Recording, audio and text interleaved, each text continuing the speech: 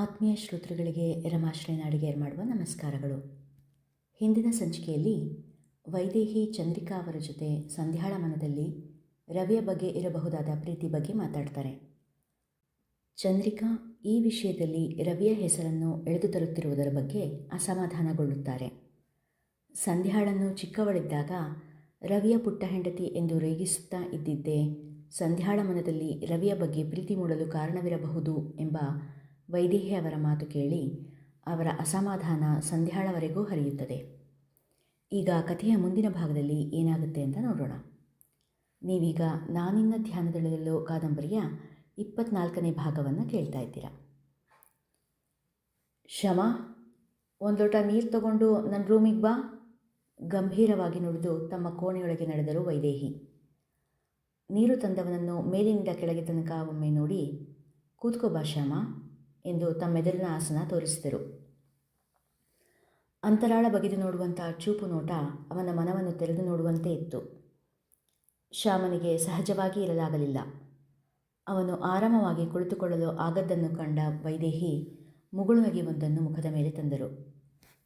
ಯಾಕೋ ಶ್ಯಾಮ, ಆರಾಮಾಗಿ ಕೂತ್ಕೋಬಾರ್ದಾ? ಅದೇನು ಮುಳ್ಳಿನ ಮೇಲೆ ಕೂತ್ಕೊಂಡು ನಗಾಡ್ತಾ ಇದೆಯಾ? Anything wrong? ಎನಿ ಪ್ರಾಬ್ಲಮ್ ಎಂದು ಕೇಳಿದರು. ಇಲ್ಲ ಅಮ್ಮ, ಏನು ತೊಂದರೆ ಇಲ್ಲ.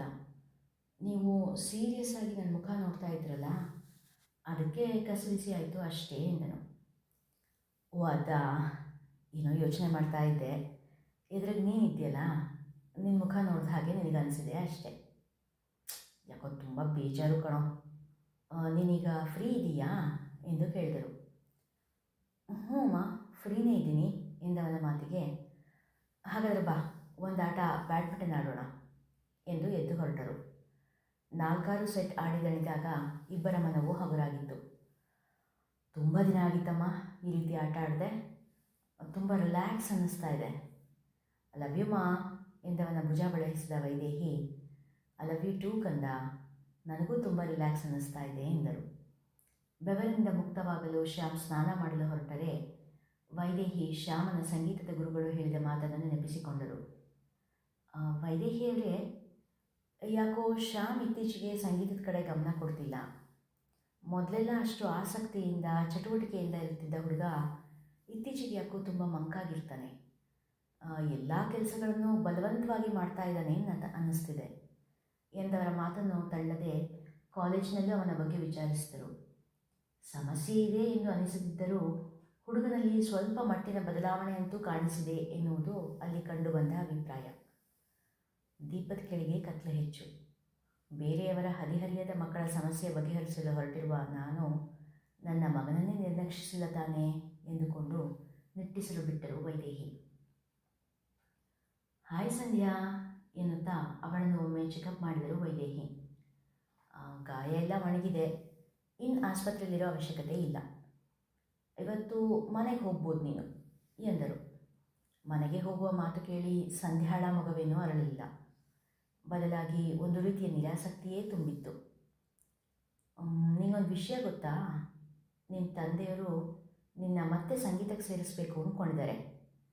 ನಿನಗೆ ಇಷ್ಟನಾ ಎಂದಾಗ ಒಂದು ಬಗೆಯ ನಿರಾಸಕ್ತಿಯಿಂದಲೇ ಎಂದು ತಲೆ ಆಡಿಸಿದಳು. ಒಂದಿಷ್ಟು ಮಾತಾಡೋದಿದೆ ಸಂಧ್ಯಾ, ಬಾ ಹಾಗೆ ಹೊರಗೆ ಸುತ್ತಾಡ್ಕೊಂಡು ಬರೋಣ ಎಂದವರ ಮುಖ ನೋಡಿದ ಸಂಧ್ಯಾ ಹಾಸಿಗೆ ಬಿಟ್ಟು ಹೊರಟಳು. ಮುಖ ತೊಳ್ಕೊಂಡು ಹಣೆಗಿಟ್ಕೊಂಡು ಬಾ ಸಂಧ್ಯಾ, ನೋಡು ಕೂದಲೆಲ್ಲ ಹೇಗೆ ಕೆದರಿದೆ, ಸ್ವಲ್ಪ ಬಾಚಿಕೊಂಡು ಜಡೆ ಹಾಕ್ಕೊಂಡು ಬಾ. ಇನ್ನು 10 ನಿಮಿಷ ಟೈಮ್ ಕೊಡ್ತೀನಿ, ಅಷ್ಟರಲ್ಲಿ ರೆಡಿಯಾಗು, ನಾನು ಕೂಡ ಫ್ರೆಶ್ ಆಗಿ ಬರ್ತೀನಿ ಎಂದು ಹೊರಟವರನ್ನು ತಡೆದ ಸಂಧ್ಯಾ, ಇರಲಿ ಬಿಡಿ ಆಂಟಿ, ಇಲ್ಲೇ ಆಸ್ಪತ್ರೆ ಮುಂದಿನ ಜಾಗದಲ್ಲೇ ಸುತ್ತಾಡುತ್ತಾನೆ ಎಂದಳು ನಿರಾಸಕ್ತಿಯಿಂದ. ವಯಸ್ಸಿನ ಹುಡುಗಿ, ಅಲಂಕಾರಕ್ಕೆ ಎಷ್ಟೊಂದು ಮಹತ್ವ ಕೊಡಬೇಕಿತ್ತು. ಆದರೆ ಯಾವ ಉತ್ಸಾಹವೂ ಇಲ್ಲದೆ ಇರೋದನ್ನು ಕಂಡು ವೈದೇಹಿಯವರ ಮನ ಮಿಡಿಯಿತು. ಹೀಗಿರಬಾರ್ದು ಕಂದ, ಹೋಗಮ್ಮ, ನಾ ಹೇಳಿದ ಮಾತನ್ನು ಕೇಳು ಎಂದವರ ದನಿಯಲ್ಲಿ ಇದ್ದ ವಾತ್ಸಲ್ಯ ಅವರ ಮಾತಿಗೆ ಮಣಿಯುವಂತೆ ಮಾಡಿತು. ಅವಳನ್ನು ನೋಡಿ ನಿಟ್ಟಿಸಲು ಬಿಟ್ಟು ತಮ್ಮ ಕ್ಯಾಬಿನ್ಗೆ ತೆರಳಿದರು ವೈದೇಹಿ. ಯಾಕೆ ಚಂದ್ರಿ, ನಿದ್ರೆ ಬರ್ತಾ ಇಲ್ವೇನೆ? ರಾತ್ರಿ 1 ಗಂಟೆಯಾದರೂ ಹಾಸಿಗೆಯಲ್ಲಿ ಹೊರಳಾಡುತ್ತಾ ಇದ್ದ ಚಂದ್ರಿಕಾ ಅವರನ್ನು ಕೇಳಿದರು ಸುಬ್ಬಣ್ಣ. ಇಲ್ಲ ರೀ, ಡಾಕ್ಟ್ರ್ ಹತ್ರ ಹೋಗಿ ಬಂದಾಗಿಂದ ನನ್ನ ಮನಸ್ಸೇ ಸರಿ ಇಲ್ಲ. ಯಾಕೋ ನಾವು ಸಂಧ್ಯಾಳನ್ನು ಹಚ್ಚಿಕೊಳ್ಳಲೇಬಾರ್ದಾಗಿತ್ತು ಅನಿಸುತ್ತಿದೆ ಎಂದು ಹೇಳುತ್ತಾ ಎದ್ದು ಕುಳಿತರು. ಏನು ಹೇಳ್ತಾ ಇದೆಯಾ ಚಂದ್ರಿ? ಪಾಪ ಆ ಮಗು ಏನು ಮಾಡಿದೆ ನಿನಗೆ ಎಂದರು. ಮಗು ಎಂದು ಹೇಳುತ್ತಾ ವ್ಯಂಗ್ಯವಾಗಿ ನಕ್ಕವರು, ಮಗು ಅಂತ ನಾವು ಅಂದ್ಕೊಂಡಿದ್ದೀವಿ ಅಷ್ಟೇ. ಅವಳು ಮಾತ್ರ ಇವತ್ತೇ ಮದುವೆ ಮಾಡಿಕೊಂಡು ಸಂಸಾರ ಮಾಡೋಕ್ಕೆ ರೆಡಿಯಾಗಿದ್ದಾಳೆ ಎಂದರು. ಏನು ಹೇಳ್ತಾ ಇದ್ದೀಯ ಚಂದ್ರಿ? ಸ್ವಲ್ಪ ಬಿಡಿಸಿ ಹೇಳಬಾರ್ದಾ? ಸುಬ್ಬಣ್ಣನವರು ಕುತೂಹಲದಿಂದ ಕೇಳಿದರು. ನಾವು ಮಗು ಅಂದ್ಕೊಂಡಿರೋ ಸಂಧ್ಯಾ ಲವ್ ಮಾಡ್ತಾ ಇದ್ದಾಳಂತೆ. ತಾನು ಪ್ರೀತಿಸಿದವನನ್ನು ತನ್ನನ್ನು ಪ್ರೀತಿಸ್ತಾ ಇಲ್ಲ ಅಂತ ಗೊತ್ತಾಗಿ ಹುಚ್ಚು ಹಿಡಿದ ಹಾಗಾಗಿದೆಯಂತೆ ಅವಳಿಗೆ ಎಂದರು. ಯಾಕಿಷ್ಟು ಹೊರಟಾಗಿ ಮಾತಾಡ್ತಿದ್ಯಾ ಚಂದ್ರಿ? ಏನೋ ಗೊತ್ತಾಗದೆ ಲವ್ವಲ್ಲಿ ಬಿದ್ದಿದ್ದಾಳೆ. ಈ ವಯಸ್ಸಲ್ಲಿ ಸಾಮಾನ್ಯವಾಗಿ ಎಲ್ಲರೂ ಮಾಡೋ ತಪ್ಪು. ನಾವಲ್ಲದೆ ಇನ್ಯಾರು ಅವಳನ್ನು ಕ್ಷಮಿಸ್ಬೇಕು ಹೇಳು? ನಿಧಾನವಾಗಿ ಕೂತು ಬುದ್ಧಿ ಹೇಳಿದ್ರೆ ಆಯಿತು. ಅದಕ್ಕೆ ಯಾಕೆ ಹೀಗೆ ತಲೆ ಕೆಡಿಸ್ಕೊಂಡಿದೀಯಾ ಎಂದರು ಸುಬ್ಬಣ್ಣ. ಅವಳು ಪ್ರೀತಿಸ್ತಾ ಇರೋದು ಯಾರನ್ನ ಅಂತ ಗೊತ್ತಾದರೆ ನೀವು ತಲೆ ಕೆಡಿಸ್ಕೊಳ್ತೀರಾ ಎಂದರು ಚಂದ್ರಿಕಾ. ಯಾರನ್ನ? ಅಚ್ಚರಿಯಿಂದ ಕೇಳಿದರು ಸುಬ್ಬಣ್ಣ. ಸೆರಗಿನಿಂದ ಕಣ್ಣು ಮೂಗು ಒರೆಸಿಕೊಳ್ಳುತ್ತಾ, ಅವಳು ಪ್ರೀತಿಸ್ತಾ ಇರೋದು ನಮ್ಮ ರವೀನಾ ಎಂದರು. ಏನೋ ನಮ್ಮ ರವೀನಾ? ಅದ್ಯಾವಾಗ ಅವರಿಬ್ಬರ ಮಧ್ಯೆ ಪ್ರೀತಿ ಆಯಿತು? ರವಿ ಇಷ್ಟಪಡ್ತಾ ಇರೋ ಹುಡುಗಿ ಮೈತ್ರಿ ತಾನೇ? ಮತ್ತು ಸಂಧ್ಯಾ, ರವಿ, ಏನೇ ಇದು? ಪೂರ್ತಿ ಬಿಡಿಸಿ ಹೇಳು ಎಂದರು. ರೀ, ಏನು ಮಾತಾಡ್ತಾ ಇದ್ದೀರಾ? ರವಿ ಸಂಧ್ಯಾ ಮಧ್ಯೆ ಪ್ರೀತಿ ಗೀತಿ ಏನೂ ಇಲ್ಲ. ಪಾಪ ನಮ್ಮ ರವಿಗೆ ಇದ್ರ ಬಗ್ಗೆ ಏನೂ ಗೊತ್ತಿಲ್ಲ. ಈ ಹುಡುಗಿನೇ ಏನೇನೋ ಕನಸು ಕಟ್ಕೊಂಡು ಮನಸ್ಸು ಹಾಳು ಮಾಡ್ಕೊಂಡು ಕೂತಿರೋದು ಸಿಡುಕುತ್ತಾ ಹೇಳಿದರು. ಅಂದರೆ? ಸುಬ್ಬಣ್ಣನಿಗೆ ಚಂದ್ರಿಕಾಳ ಮಾತು ಅರ್ಥವಾಗದೆ ಪ್ರಶ್ನೆ ಮಾಡಿದರು.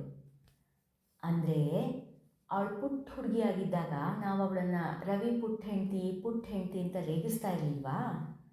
ಅದನ್ನೇ ಮನಸ್ಸಲ್ಲಿಟ್ಕೊಂಡು ಅವನನ್ನೇ ತನ್ನ ಗಂಡ ಅಂದ್ಕೊಂಡು ಕೂತಿದ್ದಾಳಂತೆ. ಏನು ಮಾಡೋದು ಹೇಳಿ? ಏನು ಕರ್ಮಾನೋ ಏನೋ, ಯಾಕಾದರೂ ಅವಳನ್ನು ರವಿ ಮನೆ ಗೃಹ ಪ್ರವೇಶ ಕರ್ಕೊಂಡು ಹೋದ್ನೋ ಅನಿಸ್ತಿದೆ. ಅಲ್ಲಿ ಮೈತ್ರಿ ರವಿ ಮದುವೆ ಆಗೋ ಹುಡುಗಿ ಅಂತ ಗೊತ್ತಾದ ಮೇಲೆ ಹೀಗೆಲ್ಲ ಆಡ್ತಾ ಇದ್ದಾಳಂತೆ. ಅಯ್ಯಯ್ಯೋ, ಎಂಥ ತಪ್ಪಾಗಿ ಹೋಗಿದೆ ನಮ್ಮಿಂದ.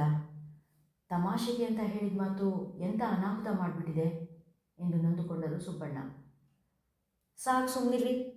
ತಮಾಷೆಗೆ ಹೇಳೋ ಮಾತು ಯಾವುದು, ನಿಜವಾದ ಮಾತು ಯಾವುದು ಅಂತ ಗೊತ್ತಾಗದೇ ಇರೋಷ್ಟು ದಡ್ಡಿನ ಅವಳು. ಚಿಕ್ಕ ವಯಸ್ಸಲ್ಲಿ ಆಡಿದ ಮಾತನ್ನೆಲ್ಲ ಯಾರಾದರೂ ಸೀರಿಯಸ್ ಆಗಿ ತಗೊಳ್ತಾರಾ? ಅದು ಅಲ್ಲದೆ ಆ ಮಾತು ಆಡಿನೇ 10-12 ವರ್ಷ ಆಗಿ ಹೋಗಿದೆ. ಅಷ್ಟರ ಮಧ್ಯ ರವಿ ಒಂದು ಸಾರಿ ಕೂಡ ಇಲ್ಲಿಗೆ ಬಂದು ಅವಳ ಜೊತೆ ಒಂದು ಮಾತು ಕೂಡ ಆಡಿಲ್ಲ.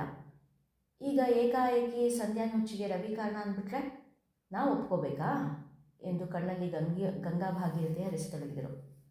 ಹಾಗಲ್ಲ ಕಣೆ, ಸುಬ್ಬಣ್ಣ ರಾಗ ಎಳೆದರು. ಹಾಗೂ ಇಲ್ಲ ಹೀಗೂ ಇಲ್ಲ. ರವೀನ್ ಈ ವಿಷಯದ ಮಧ್ಯೆ ಎಳುತ್ತಂದರೆ ನಾನಂತೂ ಸುಮ್ಮನೆ ಇರಲ್ಲ. ಆ ಗೀತಾ ನೋಡಿದ್ರೆ ನಾವೇ ಸಂಧ್ಯಾಗೆ ಏನೋ ಮಾಡಿಸ್ಬಿಟ್ಟಿದ್ದೀವಿ ಅನ್ನೋ ಥರ ಹೇಳ್ತಾಳೆ. ಆ ಡಾಕ್ಟ್ರು ನೋಡಿದ್ರೆ ಇದಕ್ಕೆಲ್ಲ ರವಿ ಕಾರಣ ಅಂತಾರೆ.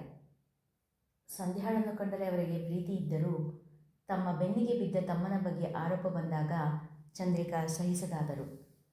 ತನ್ನ ತವರಿನ ಕುಲದೀಪಕನಾದ ತಮ್ಮ ಅವನಿಷ್ಟಪಟ್ಟ ಹುಡುಗಿಯನ್ನು ಮದುವೆಯಾಗುವುದು ಬಿಟ್ಟು ಈ ತರಲೆ ತಾಪತ್ರೆಗಳಲ್ಲಿ ಸಿಲುಕುವುದು ಅವರಿಗೆ ಬೇಡವಿತ್ತು. ಇದಕ್ಕೆಲ್ಲ ಒಂದು ಪರಿಹಾರ ಹುಡುಕಲೇಬೇಕೆಂಬುದು ಅವರ ನಿರ್ಧಾರವಾಗಿತ್ತು. ಮತ್ತು ತಮ್ಮನ ಶ್ರೇಯಾಭಿಲಾಷೆಯನ್ನು ಬಯಸುವ ಅಕ್ಕನ ಕರ್ತವ್ಯ ಕೂಡ ಇದೇ ಆಗಿತ್ತು. ಆ ಕ್ಷಣಕ್ಕೆ ಅವರಿಗೆ ಒಡಹುಟ್ಟಿದ ತಮ್ಮನ ಹಿತ ಮುಖ್ಯವಾಗಿತ್ತೇ ವಿನಃ ಪಕ್ಕದ ಮನೆಯ ಗೆಳತಿಯ ಮಗಳ ಸುಖವಲ್ಲ. ಇಷ್ಟೆಲ್ಲ ಮಾತುಕತೆಗಳು ಕೂಡ ಇನ್ನೊಬ್ಬರ ಕಿವಿ ಸೇರಿತ್ತು. ಮತ್ತದು ಎಲ್ಲರ ಬಾಳಲು ದೊಡ್ಡ ತಿರುವನ್ನು ತರಲಿತ್ತು. ಇಲ್ಲಿಗೆ ಇಂದಿನ ಸಂಚಿಕೆ ಮುಕ್ತಾಯವಾಯಿತು. ಮುಂದಿನ ಕತೆ ಮುಂದಿನ ಭಾಗದಲ್ಲಿ. ಇನ್ನೂ ಯಾರ್ಯಾರು ಚಾನಲ್ನ ಸಬ್ಸ್ಕ್ರೈಬ್ ಮಾಡಿಕೊಂಡಿಲ್ಲ ಅವರೆಲ್ಲ ದಯವಿಟ್ಟು ಚಾನಲ್ನ ಸಬ್ಸ್ಕ್ರೈಬ್ ಮಾಡಿಕೊಳ್ಳಿ. ಲೈಕ್, ಶೇರ್ ಹಾಗೂ ಕಮೆಂಟ್ ಮಾಡೋದನ್ನು ಮರಿಬೇಡಿ. ಧನ್ಯವಾದಗಳು.